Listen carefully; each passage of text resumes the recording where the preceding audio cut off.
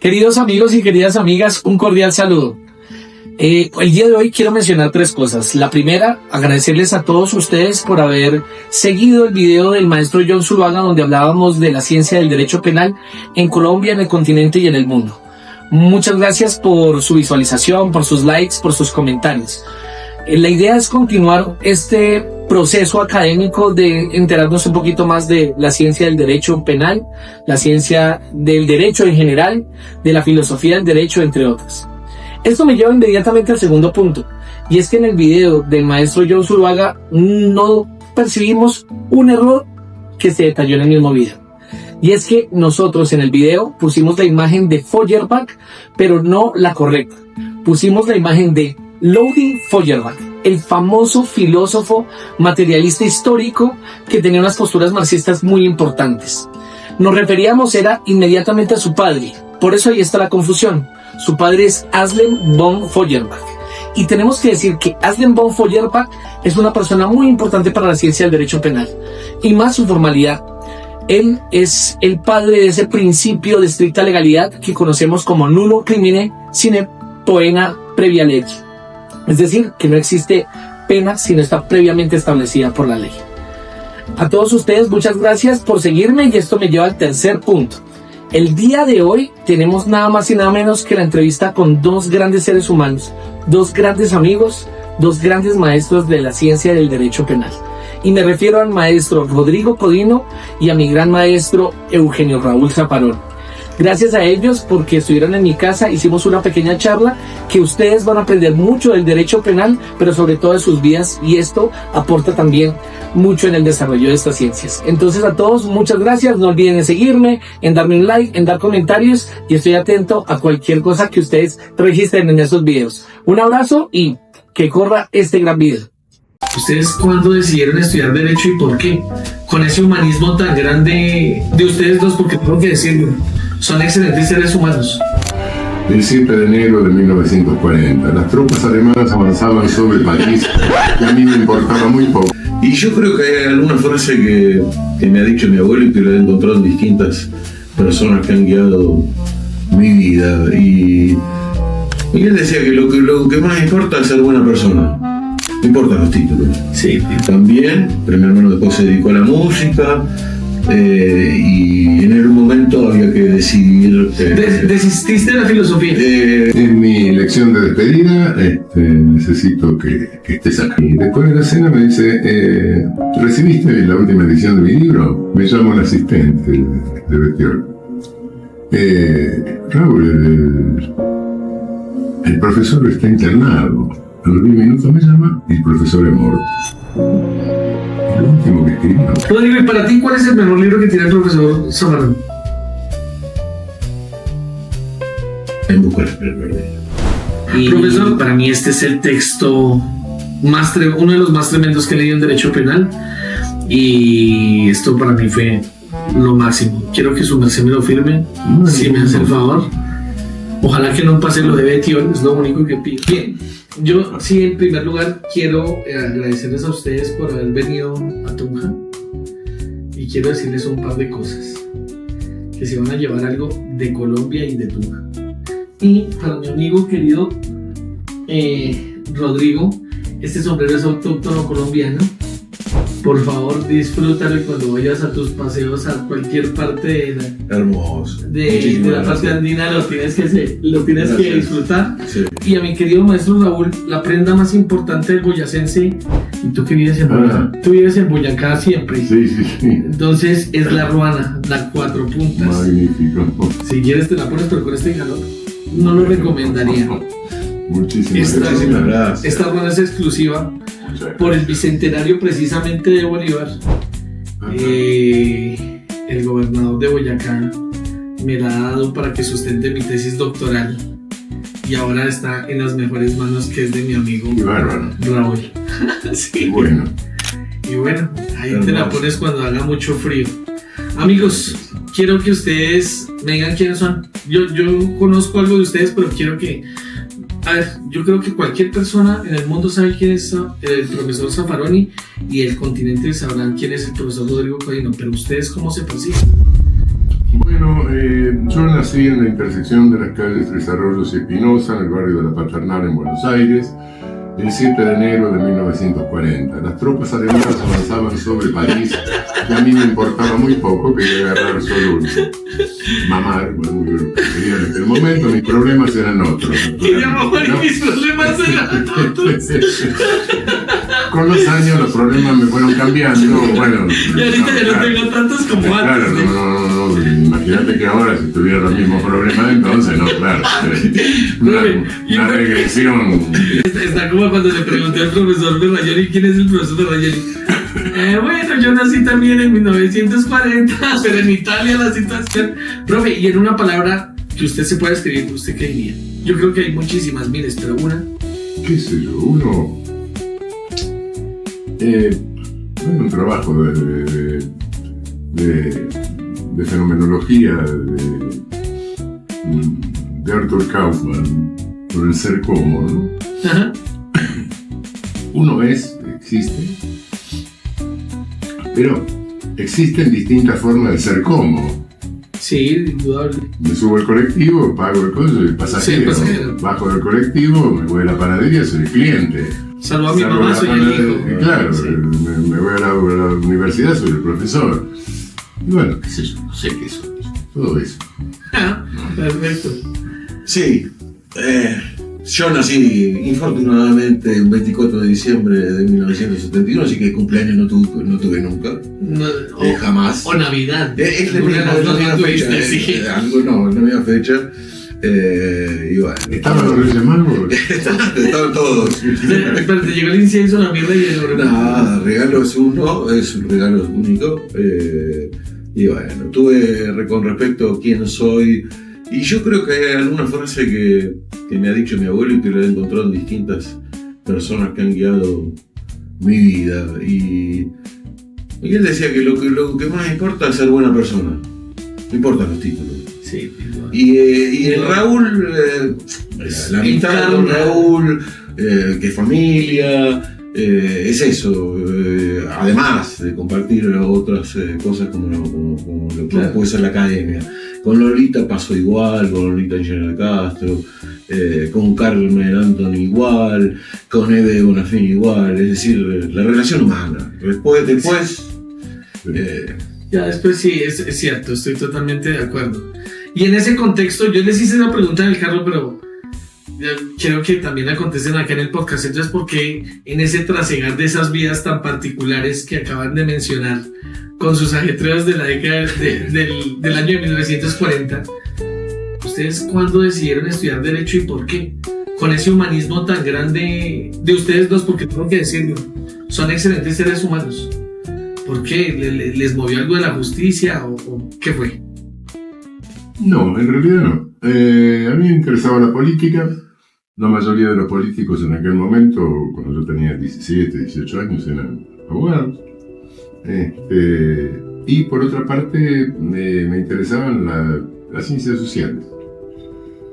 Pero bueno, yo pertenecía a una familia de clase media, una familia pequeña burguesa, pequeña burguesía, de la pequeña clase media. Mi padre tenía una empresita que fabricaba criques material para canteras. Y bueno, tenía que tener una salida laboral. No me iba a ser sociólogo en aquel momento, ¿no? Aparte, en aquel entonces esas carreras recién empezaban en la Argentina. Eran casi los pioneros. Bueno, psicología venía de antes, pero sociología, historia, como carrera, digo, no porque no hubiera habido sociólogo, historiador, es antes, claro, naturalmente, ¿no? Pero académicamente sí, no, recién empezaban, no estaban consagradas, digamos, ¿no? Y además no me ofrecían ninguna salida laboral. Y en mi caso fue la fortuna de haber conocido a mi tío abuelo, que era penalista, que era Jorge Frías, caballero que había venido a la Argentina después de la guerra de Bolivia y Paraguay, y que lo conocí familiarmente, y casi nos adoptó con mi hermano, nos llevaba a Venezuela, nos hablaba de derecho penal todo el día, y a partir de ahí empezamos a estudiar, pero pues yo en mi caso estudié filosofía y derecho a la par durante 3 años, mi hermano también, pero mi hermano después se dedicó a la música, y en el momento había que decidir. ¿Desististe de la filosofía? Sí, formalmente. En realidad no avancé tampoco porque me quedé dando vueltas con filosofía medieval durante 3 años con el mismo profesor. O sea, que tú eres en San Agustín, Santo Tomás. Me paré en 3 años y no podía abandonarla. Al profesor que era un gran profesor de medieval y de filosofía contemporánea. Y un existencialista, pero también muy cercano a la iglesia,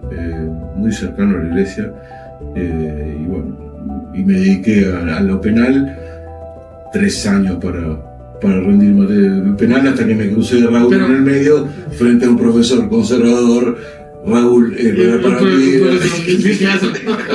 Claro, ahí está. Pero mira, Rodrigo, el tuyo está el paradigma interesante de que tenías un referente y fuiste teniendo herramientas y toda la cuestión, pero mire que el profesor nos habla de que en la cuestión de ser una familia media, dice tengo que tener una opción más viable por esta precariedad, y ahorita es uno de los tipos más crack que tiene el derecho penal en el mundo.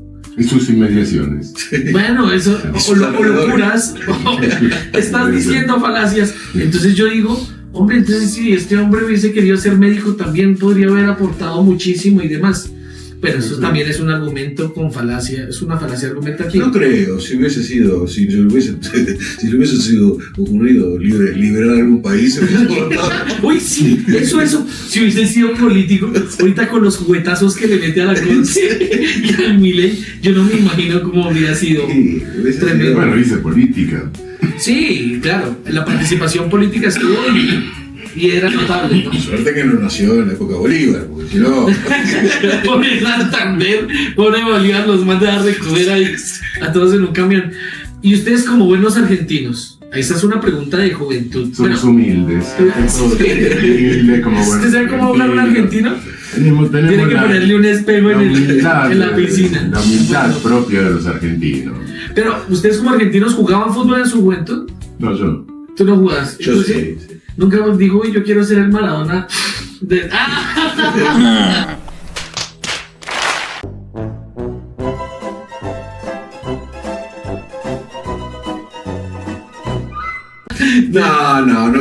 No teníamos capacidades, esas capacidades. Jugábamos bien al fútbol.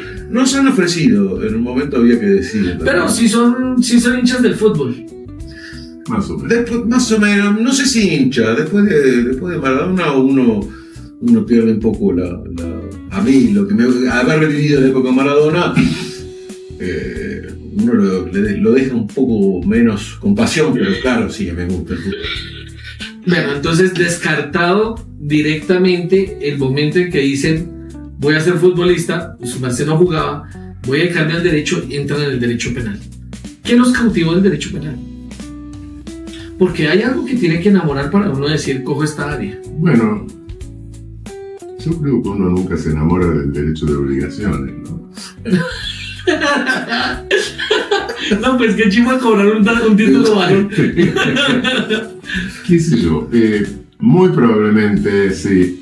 Siempre se dice que el penal es la primera novia con la cual después uno se casa. Pero bueno, en nuestro caso, sí. Y profe, ¿cuál fue el maestro que más marcó su vida en esa área del derecho penal? Varios. Dígame 5, profe, si fueron varios. Manuel de Ribacova y Ribacova, Francisco Blasco Fernández de Moreda, Alfonso Quiroz Cuarón,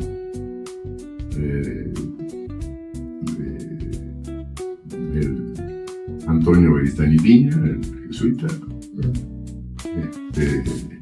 Giuseppe Bettiol. Ah, yo sí iba a decir, no metió ningún europeo, pues sí metió el extremo. Bueno, sí. Sí.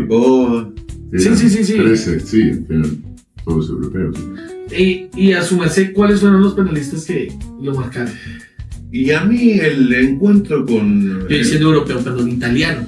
El encuentro con la dogmática, lo que más me había deslumbrado era todo lo supralegal, ¿no?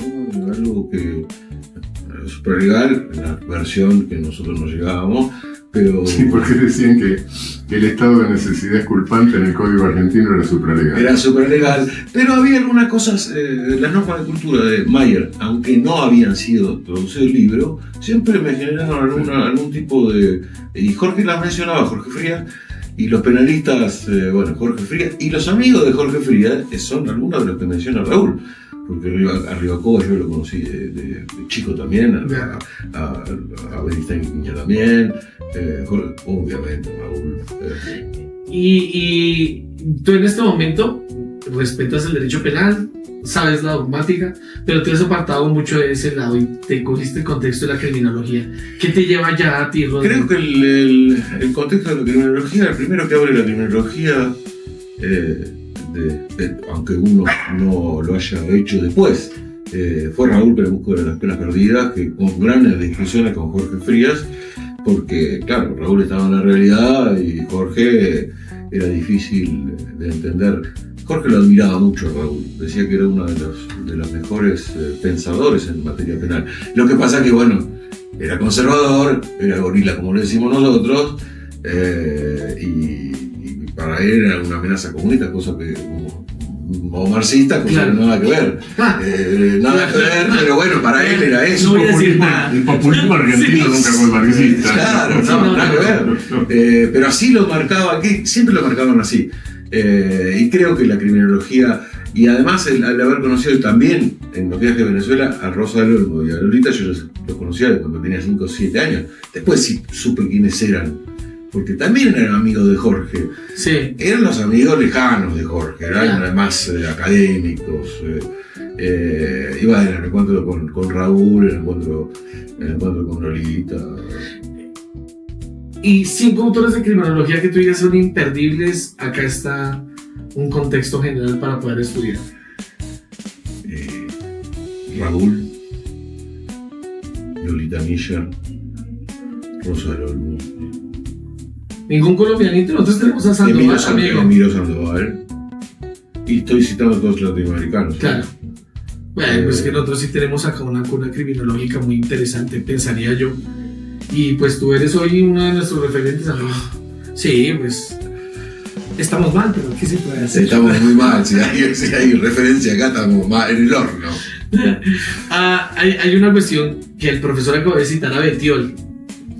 Y, No, bueno, pero te dije 5, porque me dijiste 5. Sí, no, pero quería contarle algo ¿Qué sé místico. yo no creo mucho en el decir cuál es mejor y cuál es peor. En el discipulado tampoco. Ya. Vos vas aprendiendo con mucha gente. Sí, te vas total. cruzando, qué sé yo, Niro Batista, Vera, Juárez, los brasileños en general, hasta te enseña algún tipo que te para en la calle y te hace alguna pregunta. Sí. No creo mucho en el discipulado, eso. Pero sí quiero citar algo de Betiol, profe, y es lo siguiente. Ahorita les comentaba y le comentaba a mi mamá, hay una profesora mía que fue la que me enseñó en pre-kinder, desde amarrarme los zapatos hasta limpiarme la cola, es decir, fue todo para mí, y falleció. Y fue muy trascendental y toda la cuestión. Se me fueron 2 profesoras muy importantes, Piedad Fuentes y Rosita Soler. Y subí una foto de los 3 el martes y en el perfil de ella le dieron me encanta. Entonces yo dije, uy, la Rosita o resucitó o desde el más allá está dando likes. Yo creo que todos tenemos algo de misticidad o en ese contexto esto es muy místico. Y usted tiene una escena muy linda y muy mística con Betiol que quisiera que la compartiera. Sí, no sé, a veces no soy muy místico, fundamentalmente. Pero bueno, hay Somos católicos ciertas coincidencias raras, qué sé yo, a veces. Con Betiol, no sé, me había tomado un afecto muy particular.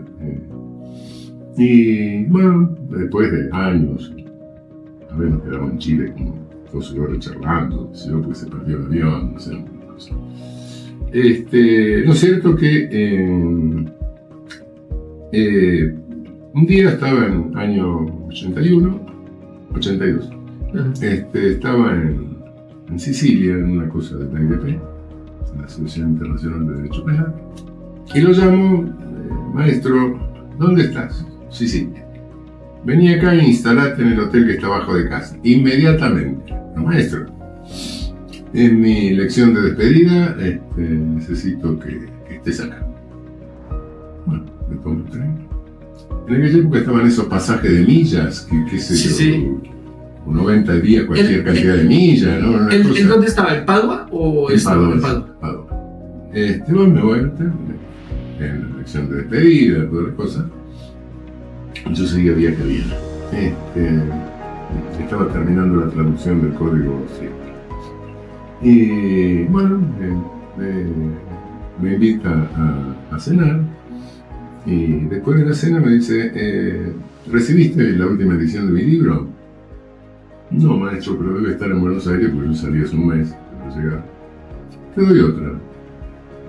Saca un libro y me lo dedica a Raúl Zaffaroni, punta de diamante del derecho penal latinoamericano y mundial. Tan lindo.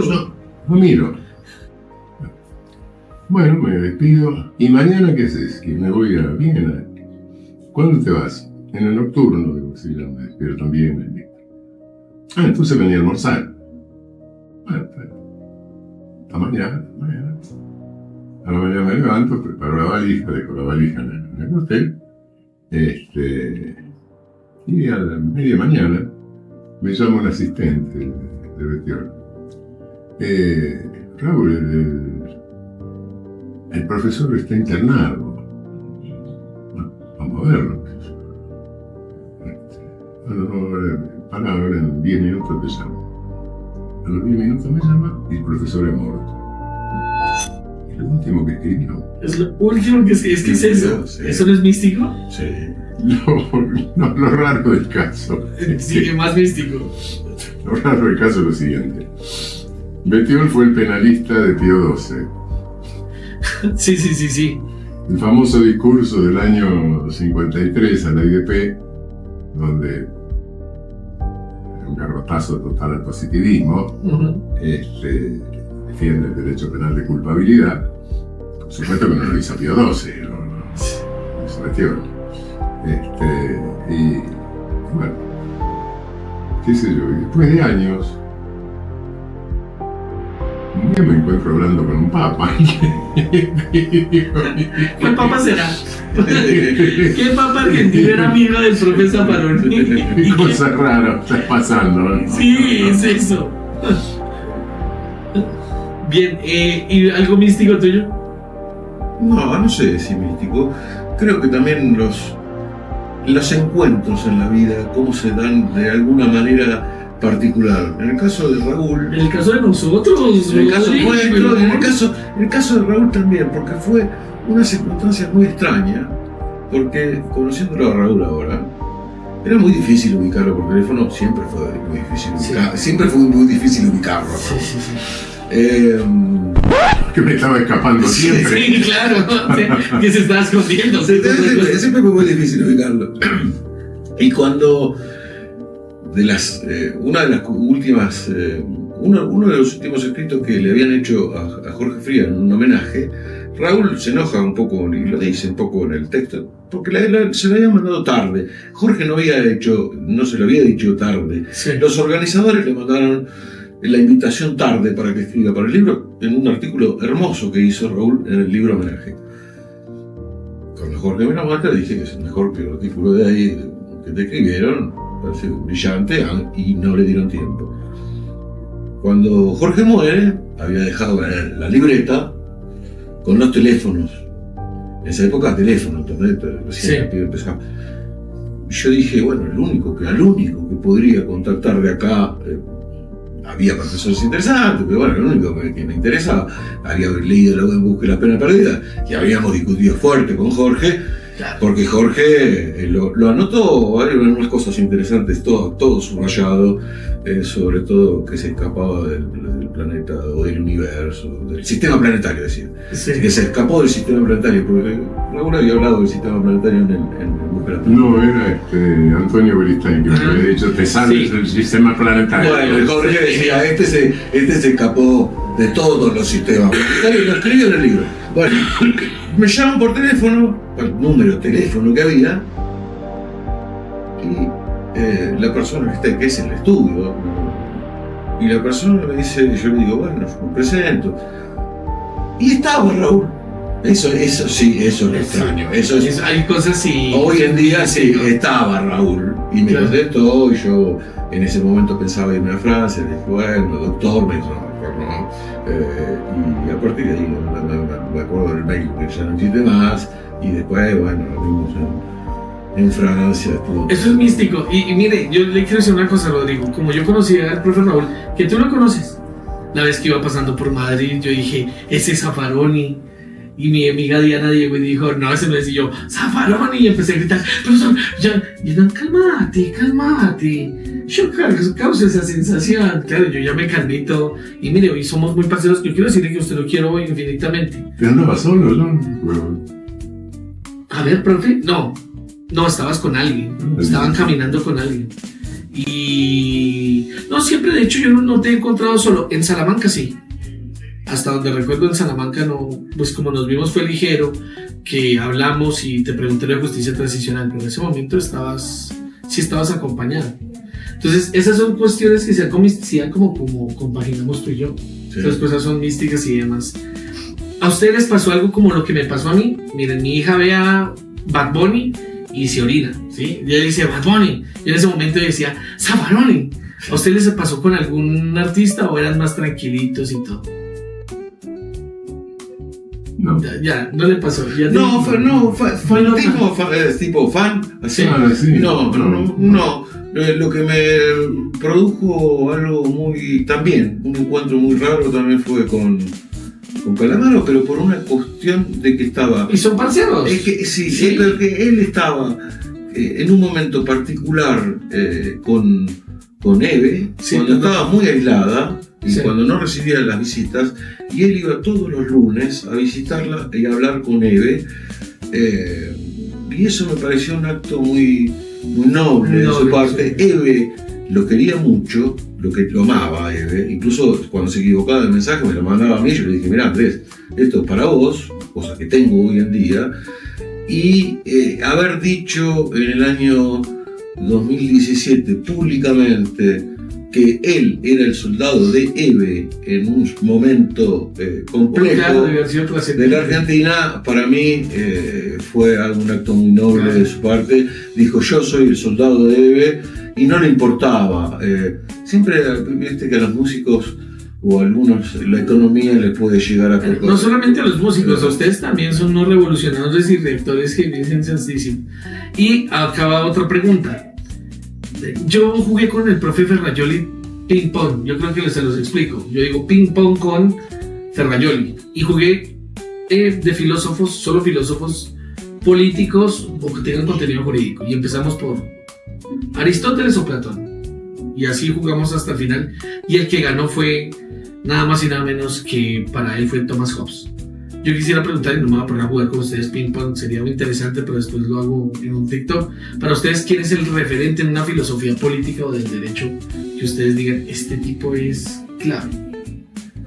Para mí... Ustedes ya hablan más en la literatura, ¿no? Pero... Sí, para mí es uno de los que pueden haber marcado una época y que lo dejaron de lado, fue Franz Fanon. Fue un escritor, fue un psiquiatra, pero creo que dejó un legado muy importante en el concepto de negritud y en el concepto de derechos humanos. ¿Sí? ¿Y para ti, profe? Voy a decir una estupidez. De las tantas que dice. De las tantas que digo. Pero creo que Fanon, creo que muchos otros, que podría decir, sí, lo digan o no lo digan, son hijos o nietos de Heidegger. Y esa está buena. Esa está muy buena. Lo que pasa es que, bueno, no nombremos mucho a Heidegger porque por el discurso rectoral claro. Sí. Bueno, sí, pará, pero no. Dice Hegel, me paro de esta silla. Y nos vamos. O dice Marx, me paro de esta silla. Hice esta pregunta con mala intención. Primero, cuando vinimos, Rodrigo estaba que buscaba libros y decía, pero ¿qué libros? Quiero algo de Colombia. Mire, para mí lo más colombiano, Rodrigo, es este texto, que son los cuentos completos de Gabriel García Márquez. A mí me parece que esto está a la altura de todos los cuentos que ha escrito Borges, a la altura de los cuentos que ha escrito Edgar Allan Poe, que lo tengo acá. Es un textazo y acá te llevas un poco de nuestra Colombia.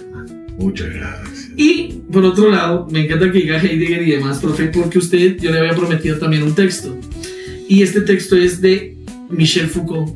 Se llama Obrar mal, decir la verdad. Cuando lo terminé de leer, me dice: Cristian, ya lo leí, gracias por hacerme perder el tiempo. O Cristian, esto está fenomenal, ¿viste? Entonces, con mucho cariño para mis dos queridos maestros. Muchas gracias. Y ahí, Muchas gracias. yo creo que ya hemos avanzado bastante. No sé cuánto llevaremos acá en este podcast con toda nuestra gente que nos está viendo de un semillero de investigación. ¿Ven? Encima. Sí, claro. Sí, es más grave todavía. Ya con escucharnos. Oiga, qué rabones. Quiero decir que son los rabones. Este semillero se llama Sapere Aude. Y escribimos sobre filosofía del derecho, sobre derecho penal, sobre política criminal, sobre criminología y demás. Para ustedes, 3 textos que tenga una persona que leer, para aprender algo de criminología, o sea, los más importantes o básicos que tú le dirías: venga, haga esto, lea estos textos que de criminología importantes, y 3 textos, profe, que sean importantes para que un estudiante aprenda el derecho penal.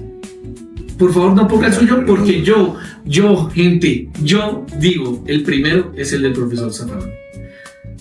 Si quiere aprender derecho penal es ese, entonces saquemos del concurso ese texto. No sé, evidentemente hay una cadena de autores liberales, pero neokantianos.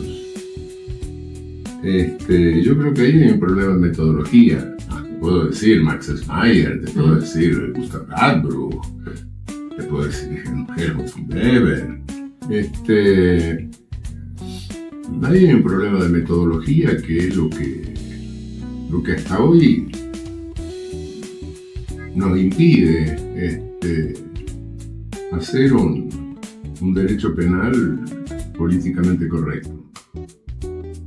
Y como derecho penal políticamente correcto, no soy un abolicionista, no, qué sé yo, volarse al abolicionismo puede ser que tenga razón, pero eso exige un cambio civilizatorio directamente. Total. Incluso el derecho penal mínimo de Luigi también, un cambio político radical, qué sé yo. Sí. Y no te metas con mi maestro. No, está bien, qué sé yo, pero mientras pienso esas cosas políticas, de política criminal o de política general pues tengo que hacer algo con lo que hay ahora para parar el avance del ejercicio del poder punitivo. No puedo quedarme impertérrito ante un ejercicio de poder punitivo que es en parte formal,